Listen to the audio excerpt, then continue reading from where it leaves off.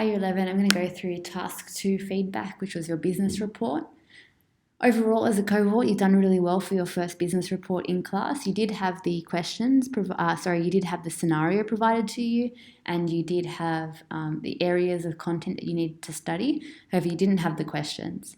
But in terms of structure, using the stimulus provided to you, you've all done really, really well. For your first business report, there's a long way to go to the HSE, but if this is your starting point, that is a great place to be at as we move forward to the HSE course.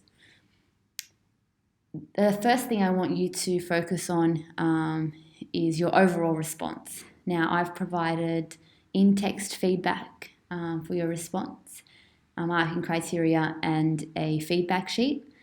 The best feedback that you're going to receive is the feedback that I have put in for you specifically because it's tailored to your response. What I want you to do is pause the video, read your business report, and then you are going to create your own summative comment, something that you would tell yourself, summarize the feedback given to you and some things that you need to focus on the next time that you have to write a business report, which will be the preliminary exam in about 8 weeks' time. So pause the video and complete the first section now, summative comment. Okay, now we're going to focus on content. Let's first look back at what was asked. You received this scenario on Russo's Pty Ltd that established drink bottles, manufactured drink bottles using ethically sourced materials. They're having troubles with financial management because they're struggling to keep their costs low. They've hired very low-skilled staff. They're unsure about how to manage their business. Their aim is to have clear communication and they want to expand their business. They're also having a high number of defects in their products that they're producing. You've been hired as a consultant to write a business report to the management of Russo's. In your report, you're required to, and these are the points that you saw for the first time in the exam. Outline the importance of interdependence between two key business functions. Compare the potential leadership styles and organisational structures Russo's could implement, and assess the use of quality management and training to allow Russo's to achieve a variety of business goals. What I want you to first do, and I'll go through each dot point a little bit later, but I first want you to rate how you felt when you first saw the questions in the examination. So on the scale from 1 to 7, highlight or circle the one that best represents how you felt when you first saw those dot points. All right, we're now going to move on and look at the planning time that was provided to you. So there's just some general feedback in regards to planning. It proved to be really crucial for some of you who found time management in the exam to be an issue. There were many instances where I used the plan to give you marks for sections, especially quality management and training. Some of you rewrote the plan in your booklet when the writing time started. This isn't necessary and it just took away from time that you had to write the report. What I want you to do in a moment is pause the video and you're going to complete this activity. You're going to read your own plan, and complete the table below. So the first column says, in my plan I included, and I want you to list all the things that you included in your plan. Then I want you to highlight in this table the things that you actually then included in your report. So if you included everything, excellent. If not, obviously don't highlight the points that you didn't have in your business report. Then I want you to move to the second column, things that you should have also included and maybe you didn't. I want you to list them here. So if you just wrote things like quality management but didn't expand on that, so quality assurance, quality control and total quality management, and maybe the word assess to remind you to make a judgment. It could include different things like that, or link to stimulus and put in those actual links to, for example, defected products. You need to write that in the second column. So pause the video and complete that table now. Okay, moving on to executive summary.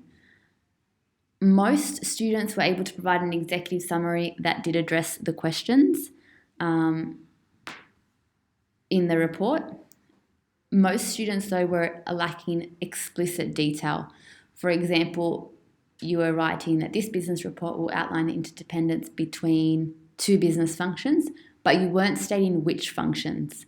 That's really important that you address that in your response. Your executive summary should also touch on the current situation that the business faces, but not repeat the whole scenario. There were a few students that did repeat the whole scenario in their in their executive summary, and this is not necessary. But you can touch on things that they are facing. Remember that the executive summary is the first thing that the marker reads, so it's really important that you make a good impression to the marker. Before the executive summary, you should always have a title, and for most students, this wasn't evident in your response. So you should have a title that says Business Report for Russo's Pty Ltd, and then start with executive summary as your first subheading. Your activity for this section, you're going to read the sample below and then respond to the questions that follow. Once you've responded to the two questions on the sample executive summary, I want you to then rewrite your executive summary in the space provided. So can you pause the video and do that now, please? Okay, let's have a look at the first dot point that you had to address. Outline the importance of interdependence between two key business functions. Outline requires you to sketch in general terms. This means that we don't need 4 or 5 pages, and most students were generally pretty good in their outline in terms of the level of depth that they had to provide. Very few students were clearly able to show the interdependence between two functions. So you were able to show how one function depends on the other, but not vice versa. That is interdependence. Yes, finance relies on operations to find cheaper materials, but how does operations also rely on finance? That is something that you need to address. Some students need to review their understanding of interdependence so that they can correctly answer the question.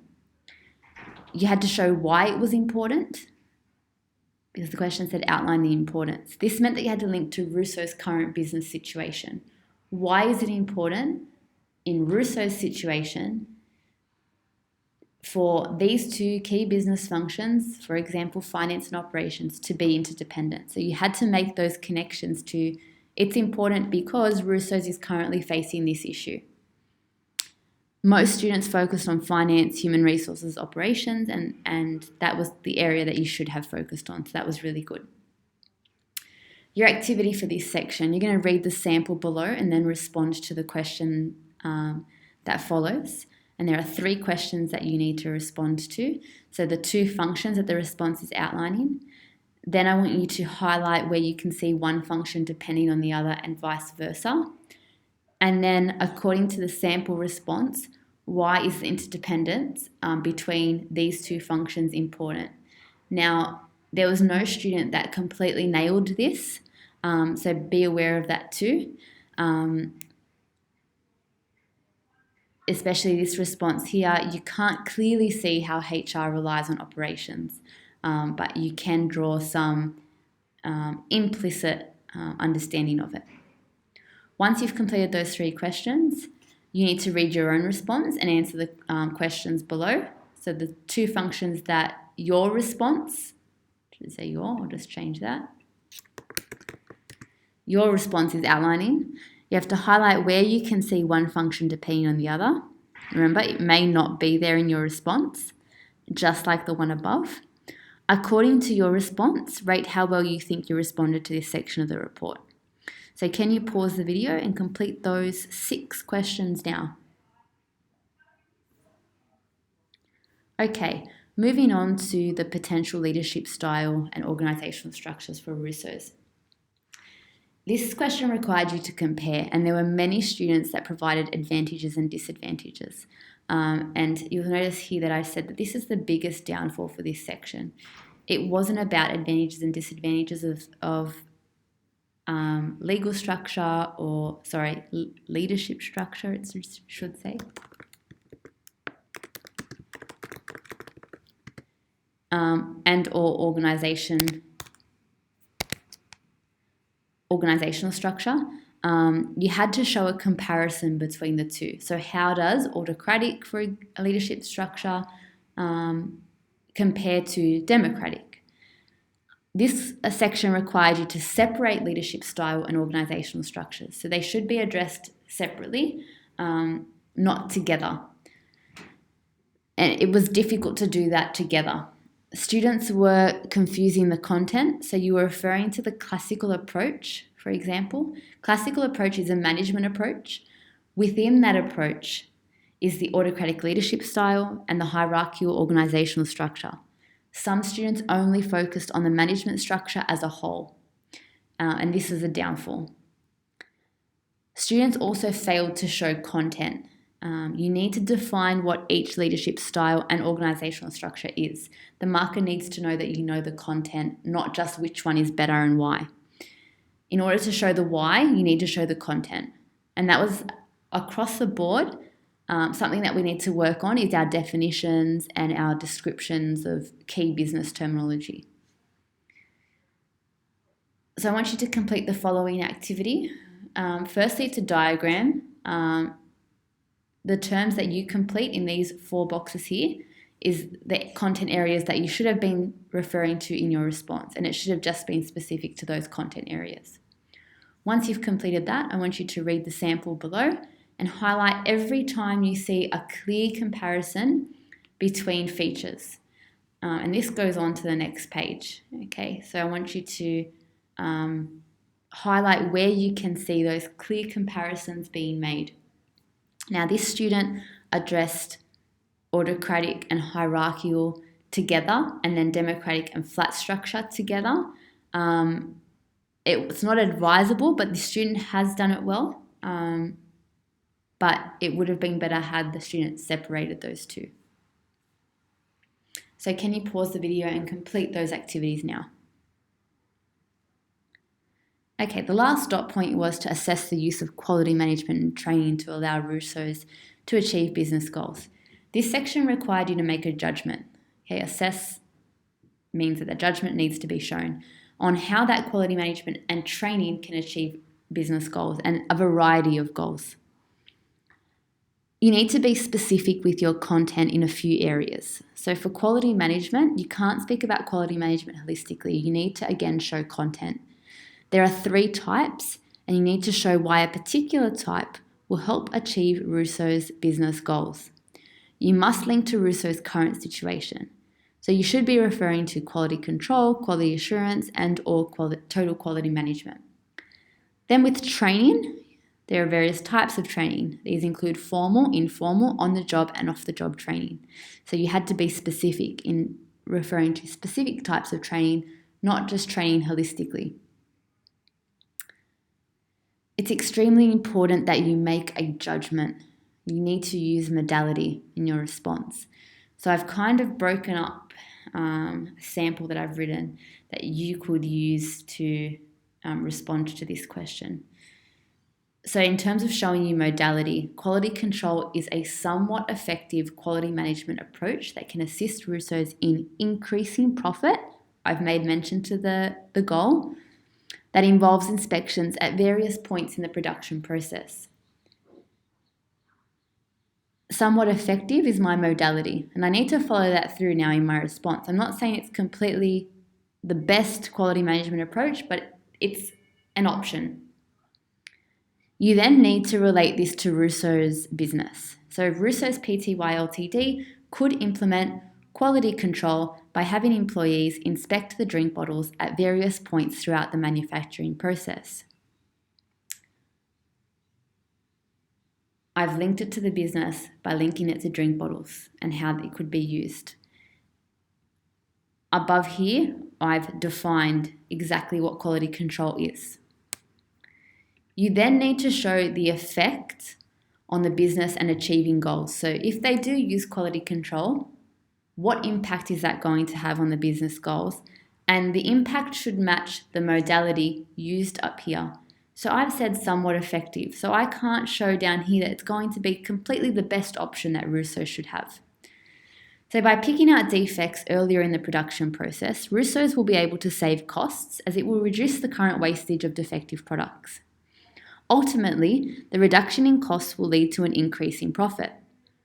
Although this approach could improve Russo's profit, it is more of a reactive approach to quality management, and utilising another approach such as quality assurance could benefit the business. Okay, you need to be really clear that it does match your judgment of being somewhat effective, highly effective, not effective at all. The judgment was not evident in many students' responses, okay, and that's really, really important and something that you need to be aware of. Some students dealt with quality management and training holistically. They needed to be addressed separately. They are two separate sections of the syllabus, and this section on a whole in the business report required the most depth and the most content. So it should have been your longest section. For some students, this section was not evident at all. I want you to complete the following activity. So you're going to read the sample below and you're going to highlight the definition or content of specific quality management and training in the response. You are then going to underline links to business goals, and you should see more than one business goal. You are then going to put a box around where the sample response links to Russo's business scenario. The sample response I've given you is only part of the response. This student addressed a number of different quality management areas, a number of different training areas, but I've just included one in here. Once you've read the sample and your feedback, I want you to choose another area of quality management different to that of the sample, and which is quality control, and answer the question again. So you might do quality assurance, you might do informal training, you might do off-the-job training, but with this feedback up here, I want you to follow this structure in responding to this question again, just for one area. So you can pause the video and complete those activities now. Okay, and finally, just some business report, general feedback and feedback on your structure. Like I said, most students followed the structure of a business report, used accurate and appropriate headings. There are many students who failed to include a title. This is a very important feature of the report. And well done to those students who used a variety of different features like mind maps, tables, and flowcharts. It shouldn't be just slabs of writing. In regards to applying the scenario, most students effectively integrated the scenario, particularly in reference to defects and low-skilled staff, so well done with that. Try to integrate and link every point that you make to the scenario. You may be using the information but not applying it, so referring to the business name is not enough. In regards to content, one of the biggest downfalls was student knowledge and detail. You need to show the marker what you know, and for many of you, it didn't look like much. Don't jump straight to the impact of something. You need to define and explain or describe it first. In regards to time management, you should be aiming for 6 pages. It's really, really important that you manage your time. There were many students who did not finish, and this is a little bit concerning. In regards to sentence structure and formal language, you need to ensure that you are using a variety of compound and complex sentences. Many students are still using simple sentences, and I've made a note here to review your feedback from task 1 that Ms. Partridge put together and working with compound and complex sentences. You want to sound sophisticated in your response and show the marker that you can show extensive detail with your use of complex sentences. You also need to use formal language. This means that you must be using subject-specific terms and also not using personal pronouns like I believe or they should. Okay, refer to the business name. It is advised rather than I think. So formalizing your language is something the marker really looks for in terms of the nature of a business report. So the final activity that you're going to complete is working on learning specific content, and this is something that I found to be really necessary in terms of marking your business reports. So you're going to complete the definitions for the following terms and use your textbook to have the accurate definition. Please do not use Google. So we want the textbook definition, and they're often on the side of the textbook pages. So you're going to complete some of these definitions of things that you need to be aware of moving forward to the preliminary exam. So pause the video and complete this now, and then that's it for your feedback for task 2. Please hold on to it and review it again before your preliminary exam, because you will have to write a business report, and in this case it will be completely unseen. Thanks, Year 11.